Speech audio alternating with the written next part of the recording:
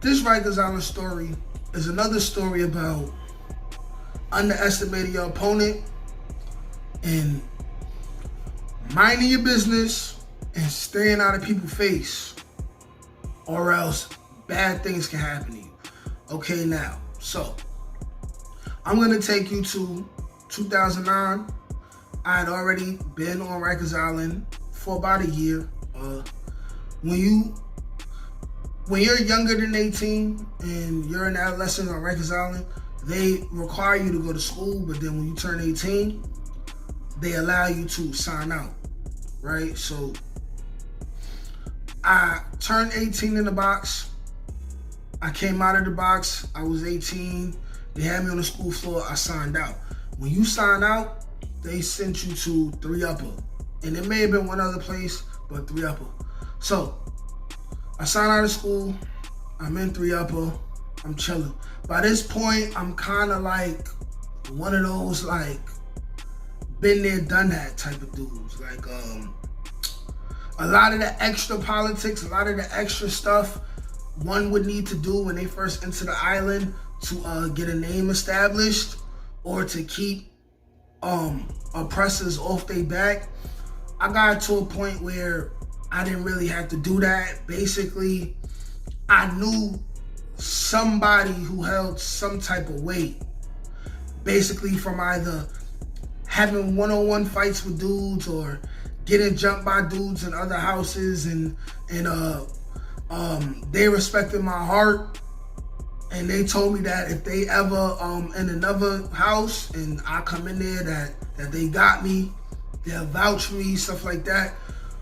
I basically got to a point like that where it was basically like a smooth sailing. Anybody who was in Rikers Island and you've been in Rikers Island for 8 months and older, you'll realize that you'll get to a point where people know you. Even if you're not the most vicious person, but if you're known to put a certain, at least a minimal level of pain in, there's gonna be people that know you from every single house, being that either you was in the house with them before, or you ran into them in court, or law library, you know, little different stuff like that, trading, little different stuff like that.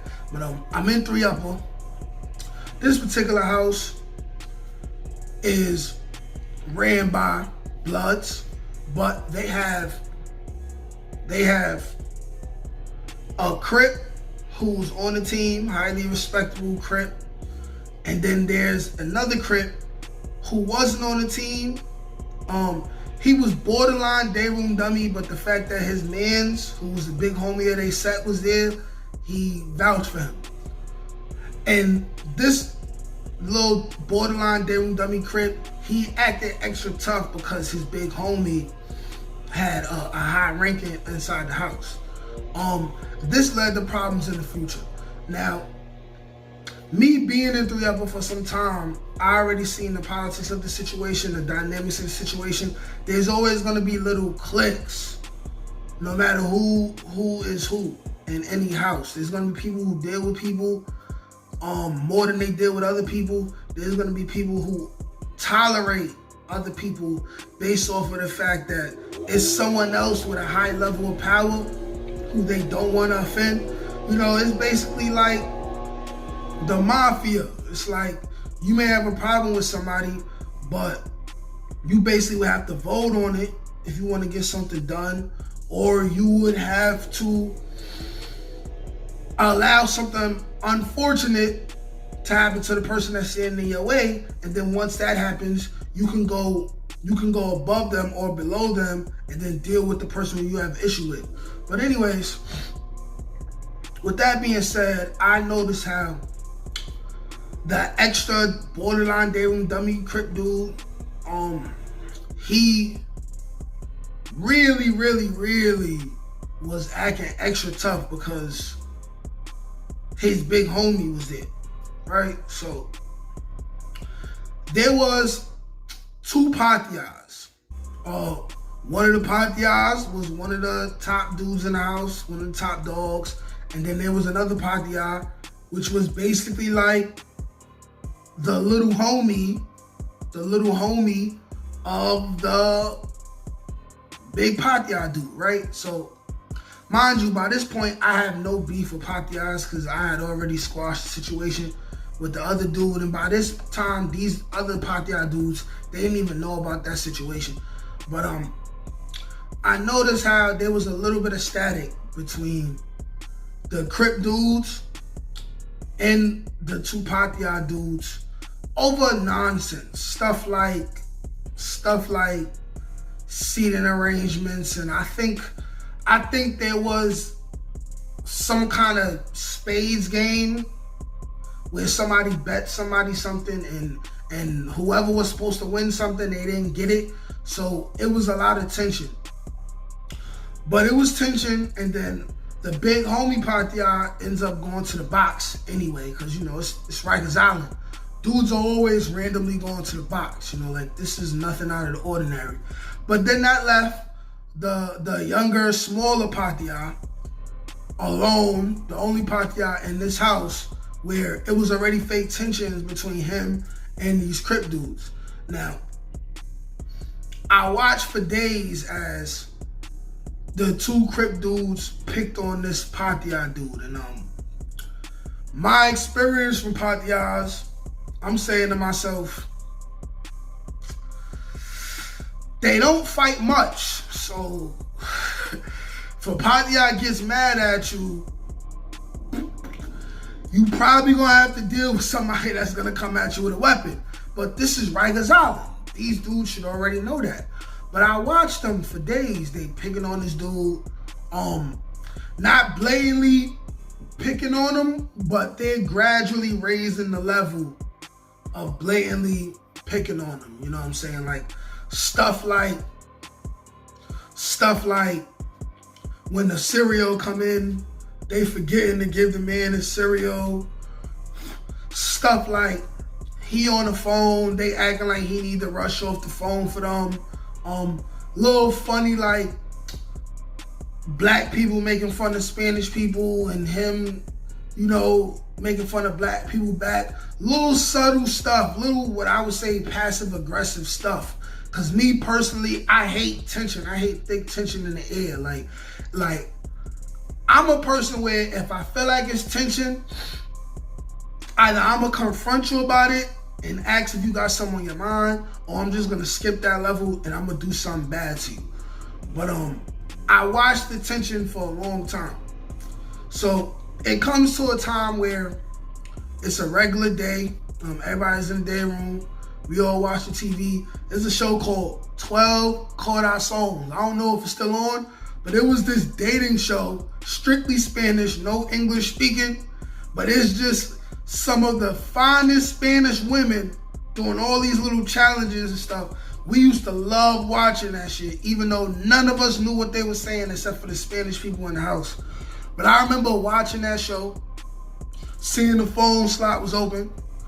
I walked to use the phone. But as I'm walking out the day room to go use the phone, I see the two Crip dudes, they fussing with the Patria dude again. And I'm hearing them say stuff like, yo, I'm not gonna keep telling y'all to leave me alone. Like, seriously? Like, he's saying stuff like that. He's saying stuff like I don't know why. It's like, yo, why y'all always got something to say to me? It's like, basically, you know what I'm saying? It sounds like he basically trying to tell them that he's about to violate them, but he trying to give them enough rope to hang themselves. But you know, black dudes, we like to joke a lot. Like, we're joking. We some joking ass dudes. And especially if you're on Rikers Island and you got your man with you and you feel like you want to stunt because you'll smoke anybody, y'all will jump anybody, you know what I'm saying? You gonna act how you gonna act. And I'm assuming that that's why they was acting like they was acting, because it's two of them, one of him, he act up, they gonna jump him, pack him up. But on this particular day, while I'm on the phone, I hear laughing, joking. They trying to cut ass on this dude. And then I hear they basically trying to taunt him like, what you want to fight?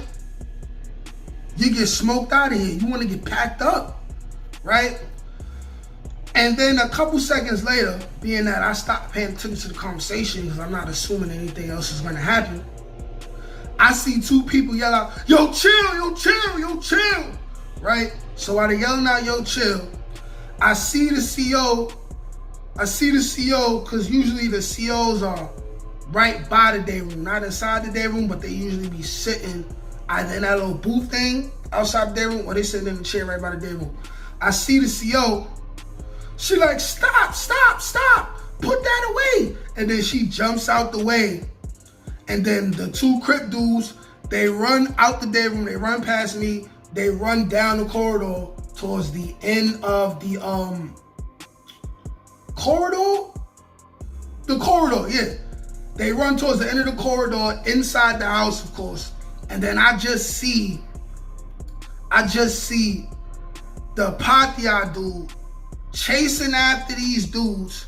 First off, the big homie was way faster than the other dude. But I see the Patria dude chasing after these two dudes. They running like slaves, like slave feet going. Light feet, like the light. They going. The Patria dude is coming up from behind the borderline day room Crip dude, and he's wielding some, like a sharp green, I could clearly see his piece of a radiator. What nobody knew is, before the big homie Patria dude had left, he had given his friend a weapon. A little sharp piece of a radiator. And as I'm watching him chase behind the borderline day room dummy dude, you know how when you running, your elbow will be out like that maybe. I seen him swing, boom. He poked the Crip dude in the elbow, right? Poked Crip dude in the elbow. He chased him all the way to the end. It's like there's no way to go. You at the end of the corridor. And he basically was like faking him out because he already had poked one of them. He faking him out. He's like, what now, pussy? Pussy. By this point, this is a female CO, so she's terrified. So she presses the PBA button. The A-team immediately comes. They regulate the situation before it could get any worse. And the Patria dude, of course, went to the box, caught a charge for a weapon. And you know what I'm saying? The one Crip dude that got stabbed in his elbow, he went to the infirmary. They packed him up, sent him somewhere else. And then the other Crip dude, the big homie dude who was there too, they packed him up and sent him somewhere else. Moral of the story is, once again, do not judge a book by its cover.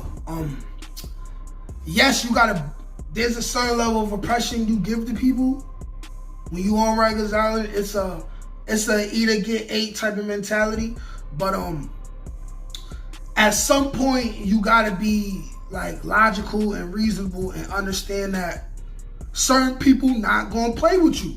When you approaching people on a one-on-one situation, respect can still be had. You know what I'm saying? You could have fights with people and then y'all could piece up, make up, be the best of friends later on. You know, that's what boys do. We grow up fighting and being cool every day. But when you trying to constantly pick on people because you know you greater than them in numbers, bad things can happen to you.